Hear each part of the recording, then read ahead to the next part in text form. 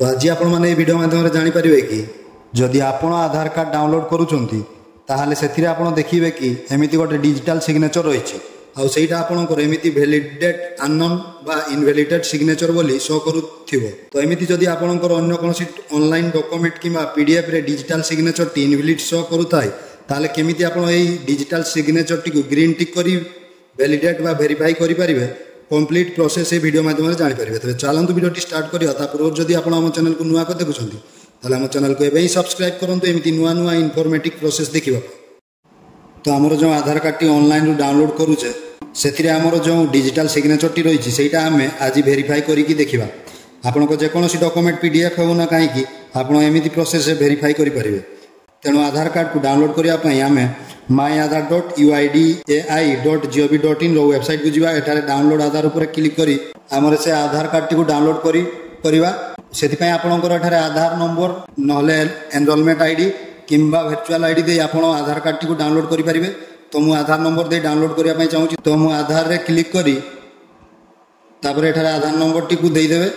तो आधार नंबर दे सारला पर ए जो कैप्चर टी एठारे रहिछि तो सेही कैप्चर टी को एठारे टाइप करंतु तापर सेंड ओटीपी रे क्लिक करंतु। तो जेमिति आपण सेंड ओटीपी रे क्लिक करिवे आपण को आधार कार्ड सहित जो मोबाइल नंबर टी लिंक थिबो तो सेही मोबाइल नंबर टी को गोटी ओटीपी जीवो। तो सेही ओटीपी टी एठारे देई सारला पर वेरीफाई एंड डाउनलोड उपर क्लिक कर दियंतु। तापर आपणकर सेही आधार कार्ड रो पीडीएफ टी एठारे डाउनलोड होई जिवो। तो एमती आपणकर आधार कार्ड टी डाउनलोड होला पर आपण जेतेबेले से आधार कार्ड को ओपन करिया पई चेष्टा करिवे आपनको एमती गोटे पासवर्ड मांगिबो। तो ये पासवर्ड टी होउची आपणकर नाम रो प्रथम चारोटी लेटर कैपिटल लेटर लिखिबे। तो धरा जाओ आपणकर नाम होउची अनिश वाई कुमार ताहले पासवर्ड टी आपणकर एमती किछि हबो प्रथमे नाम रो प्रथम चारोटी लेटर कैपिटल टाइप करिवे ANIS एवं डेट ऑफ बर्थ रो इयर्स रो जो रही 1989 तो आपणकर जहाँ भी डेट ऑफ बर्थ इयर थिवो तो सेठी आपण टाइप करिवे नाम रो प्रथम चारोटी कैपिटल लेटर एवं डेट ऑफ बर्थ रो इयर्स देन सबमिट कला परे आपण देखिबे कि आपणकर आधार कार्ड पीडीएफ टी एमिति किछि शो करूछि एवं ए पीडीएफ रे आपण एठारे देखंतु आपणकर गोटे डिजिटल सिग्नेचर एमिति क्वेश्चन मार्क हेकी शो करूथिबो।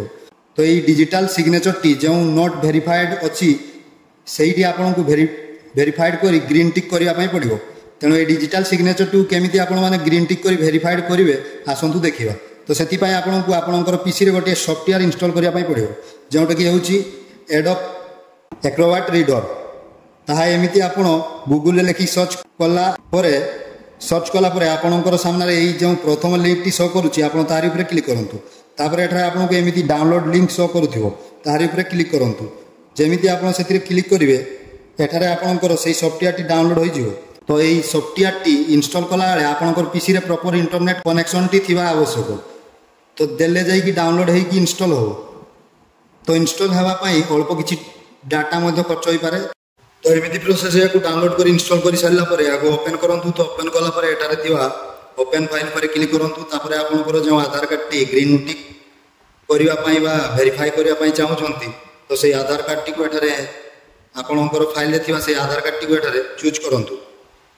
तो जेहेतु हमर आधार कार्ड टी पासवर्ड प्रोटेक्टेड सेति पई हमर जो पासवर्ड टी एठारे टाइप करिवा तो नाम रो प्रथम चारोटी कैपिटल लेटर टाइप करंतु ता सहित डेट ऑफ बर्थ रो इयर्स बा जन्म वर्ष टाइप कर दियंतु। देन ओके देन तापर एठारे आपण देखंतु जो आधार कार्ड रो पीडीएफ टी रहिछि सेतिरे हमर से digital signature T validate unknown बोली शो करूछि। तो जदि आपण डिजिटल सिग्नेचर टी वेरीफाई करिया पई चाहउछंती तो आपण ताहारी ऊपर राइट क्लिक करंतु एवं वैलिडेट सिग्नेचर ऊपर क्लिक कर दियंतु।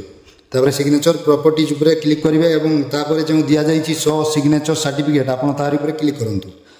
तापर एठारे आपण ट्रस्ट ऊपर क्लिक करिवे एवं एठी जो दिया जाईछि ऐड टू ट्रस्टेड सर्टिफिकेट आपण ताहारी ऊपर क्लिक कर दियंतु। देन ओके देन तापर एठारे आपण सर्टिफिकेट डॉक्यूमेंट को टिक करंतु एवं एठारे ओके करि दियंतु। देन पुनी तरे ओके एबे एठारे आपण वैलिडेट सिग्नेचर ऊपर क्लिक करंतु। Then close. तो क्लोज कला परे जेमिति कि आपण माने देखिबा पई पाउथिबा हमर सही डिजिटल सिग्नेचर टी एठारे क्वेश्चन मार्क शो न करी ग्रीन टिक शो करूछि एवं सिग्नेचर वैलिडेट बोली शो करूछि। तो जो पीडीएफ रे आपण भी आपनकर एमिति डिजिटल सिग्नेचर थिबो आपण एमिति प्रोसेस रे वैलिडेट बा वेरीफाई करि परिबे।